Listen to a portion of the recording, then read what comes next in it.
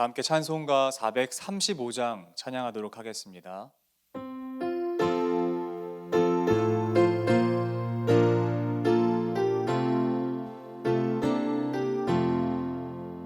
나의 영원하신 기업 생명보다 귀하다.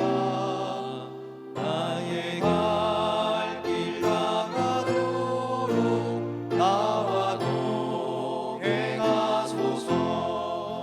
주께로 가까이 주께로 가오니 나의 갈 길 다가도록 나와 동행하소서. 세상 무기 아니함과 모든 명예 버리고 험한 길을 가는 동안 나와 동행하소서. 주께로 가까이 주께로 가오니 나의 갈 길 다가도록 나와 동행하소서. 어두운 골짜 지나가며 험한 바다 건너서 천국 문에 이르도록 나와 동행하소서. 주께로 가까이 주께로 가오니 나의 갈 길 다가도록 나와 동행하소서.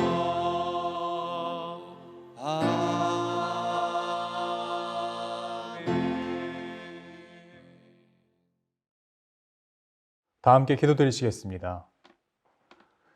사랑하는 하나님, 우리의 모든 길을, 우리의 모든 걸음을 창세전부터 계획하셨고 그 계획과 그 뜻에 의해서 우리를 날마다 인도해 주셔서 감사드립니다. 하나님, 우리는 믿습니다. 하나님은 결코 실수하지 아니하시고 어떠한 일을 행하실 때에 우발적으로 하시는 분이 아니시라는 것을 믿습니다. 주님은 오직 말씀대로, 언약대로, 예언대로 또한 주님의 그 신실하심을 따라 일하시는 분이신 것을 믿습니다. 그러므로 말미암아 하나님, 우리가 어려운 시기를 겪고 있지만 이때에 더 하나님을 붙잡을 충분한 이유가 됩니다. 하나님, 상황이 어려워지고 환경이 어려워질 때마다 우리가 침륜 가운데 빠지지 않게 하시고, 그러므로 함께 하늘의 부르심을 받은 거룩한 형제들답게 우리가 믿는 도리의 사도이시며 대제사장이신 예수 그리스도를 깊이 생각하게 하여 주시옵소서. 오직 주님으로 말미암아 시작하고 오직 주님으로 말미암아 걸어다니며 오직 주님으로 말미암아 하루의 모든 일상을 감사와 기쁨으로 보낼 수 있도록 우리와 늘 동행하여 주시옵소서. 오늘도 말씀을 나눕니다. 이 말씀이 예수 그리스도께서 우리에게 주시는 오늘 하루의 양식이 되게 하여 주시고, 이 일용할 양식을 우리가 먹음으로 말미암아 하나님 안에서 새로운 생명을 누리게 하여 주시옵소서. 함께 하시고 역사하실 주님을 믿고 감사드리며 살아계신 우리 주 예수 그리스도의 이름으로 기도드립니다. 아멘. 오늘 함께 보실 말씀은 신명기 6장 10절부터 19절까지의 말씀입니다.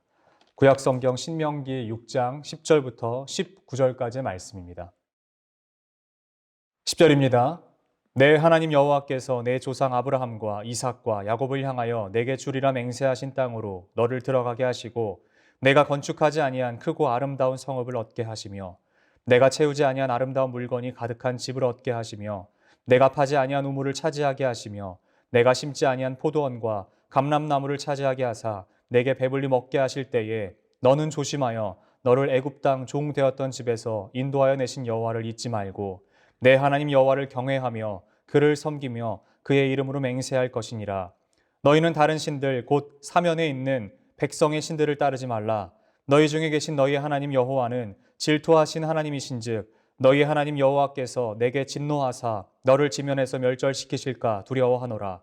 너희가 마사에서 시험한 것 같이 너희 하나님 여호와를 시험하지 말고 너희 하나님 여호와께서 너희에게 명령하신 명령과 증거와 규례를 삼가 지키며 여호와께서 보시기에 정직하고 선량한 일을 행하라. 그리하면 내가 복을 받고 그 땅에 들어가서 여호와께서 모든 대적을 내 앞에서 쫓아내시겠다고 내 조상들에게 맹세하신 아름다운 땅을 차지하리니 여호와의 말씀과 같으니라.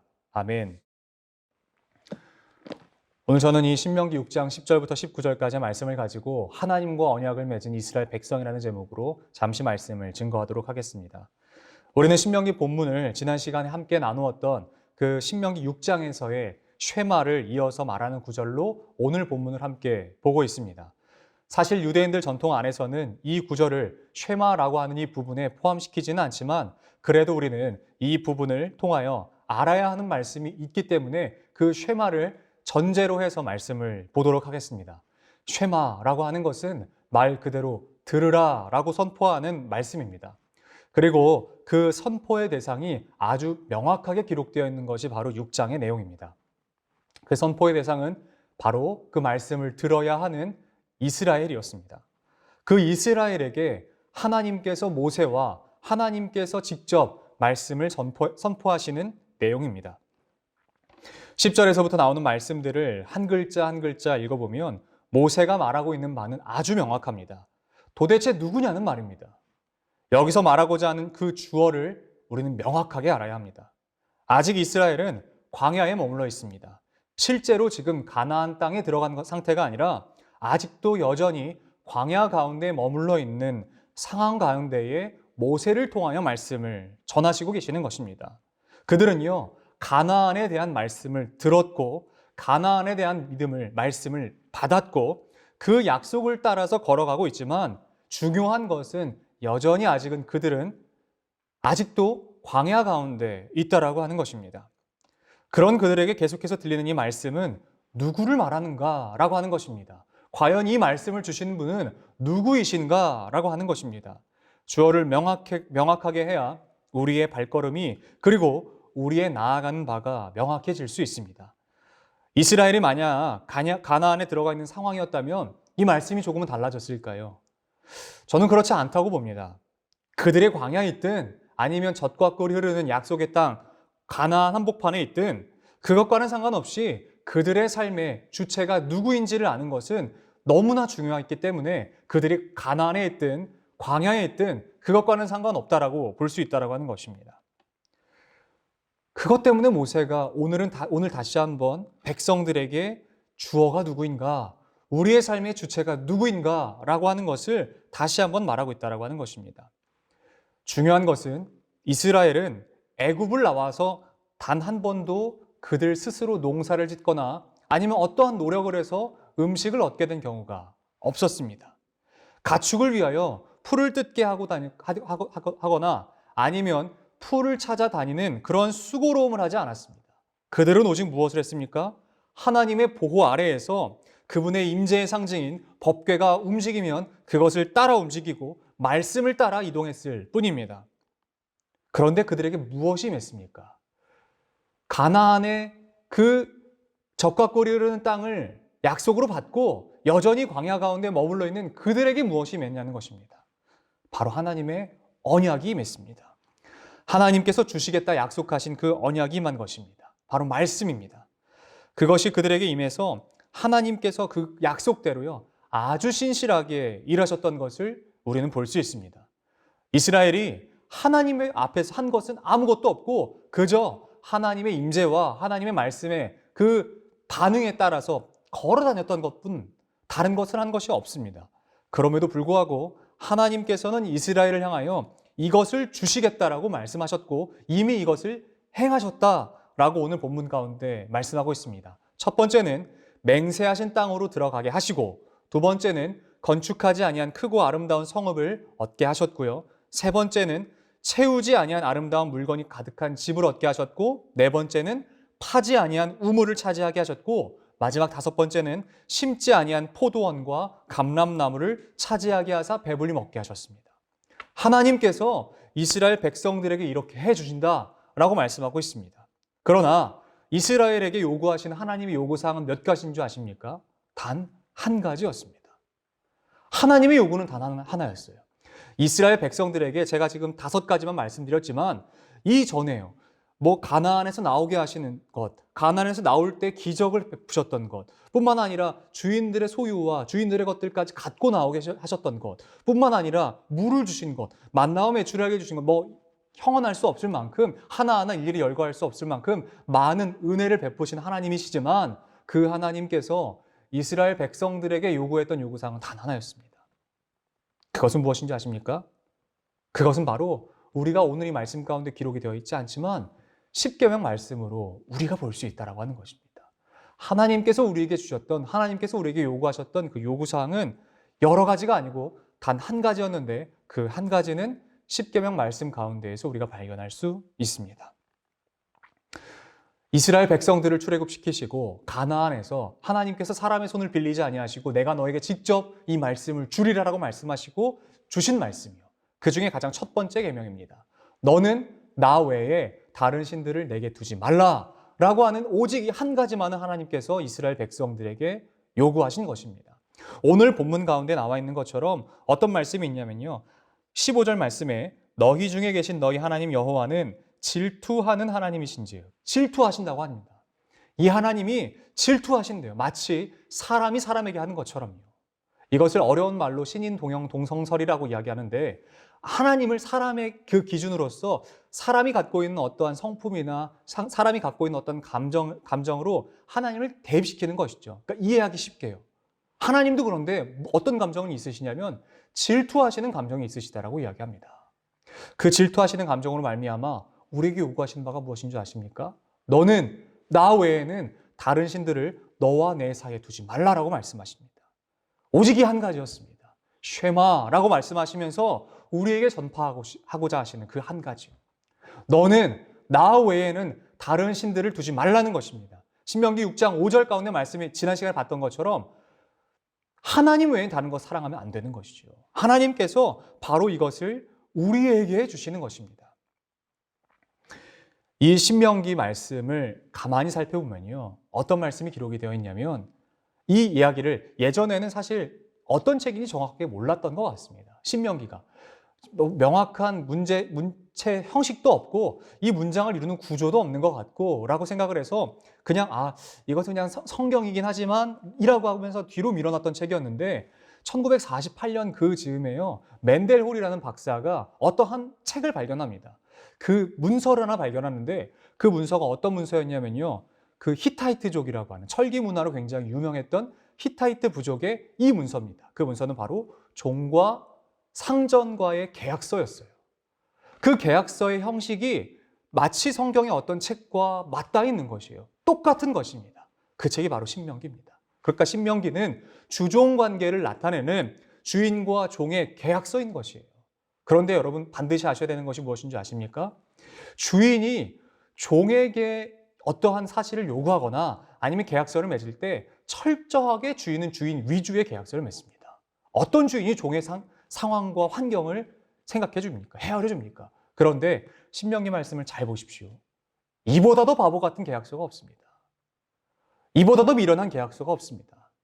주인이신 하나님이 종인 이스라엘에게 너희가 내 말씀 안에 거하기만 하면, 너가 나를 사랑하기만 하면 내가 너에게 모든 것 다 주겠다라고 말씀하십니다.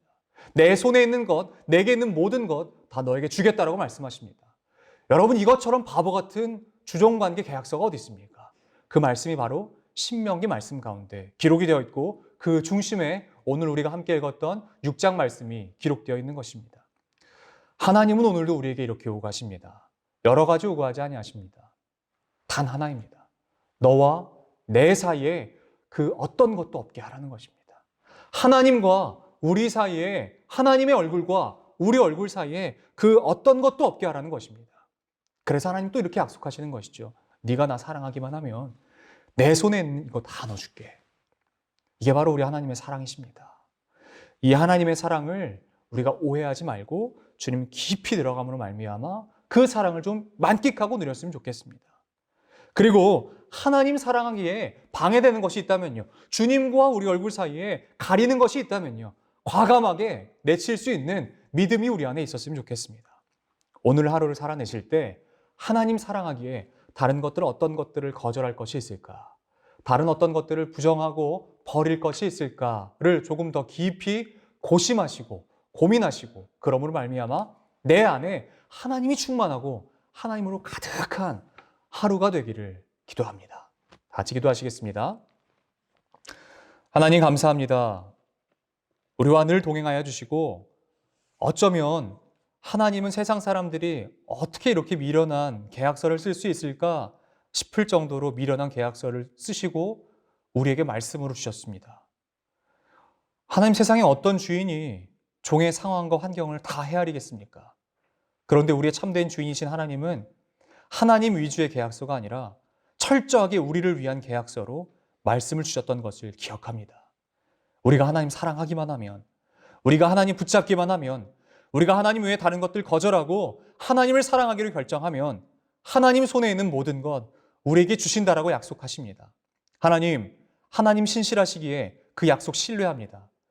그것을 우리에게 주시기 때문에 우리가 하나님을 믿는 것이 아니라 하나님이 신실하시기 때문에 우리가 하나님 붙잡고 더 깊이 사랑하고 세상의 것들을 거절하고 주님만 바라볼 수 있도록 우리의 길을 인도하여 주시옵소서. 우리 이어서 주기도문 하심으로 오늘 예배를 마치도록 하겠습니다. 하늘에 계신 우리 아버지, 아버지의 이름을 거룩하게 하시며 아버지의 나라가 오게 하시며 아버지의 뜻이 하늘에서와 같이 땅에서도 이루어지게 하소서. 오늘 우리에게 일용할 양식을 주시고 우리가 우리에게 잘못한 사람을 용서하여 준 것 같이 우리 죄를 용서하여 주시고 우리를 시험에 빠지지 않게 하시고 악에서 구하소서.